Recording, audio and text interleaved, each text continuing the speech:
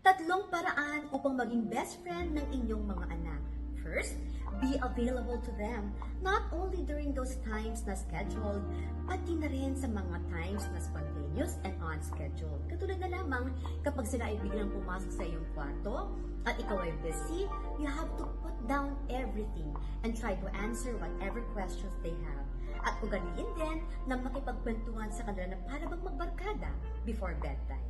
Second, be a student of your children.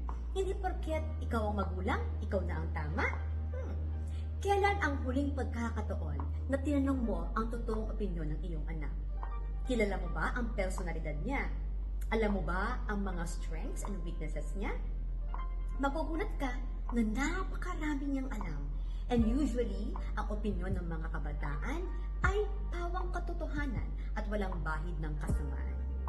Third, have a lifetime commitment with your children. No matter what happens, and no matter how much mistakes they will ever make, you have to love them unconditionally. Sana lahat ng magulang ay kayang tanggapin at mahalin ang kanilang mga anak nang walang buts and what ifs.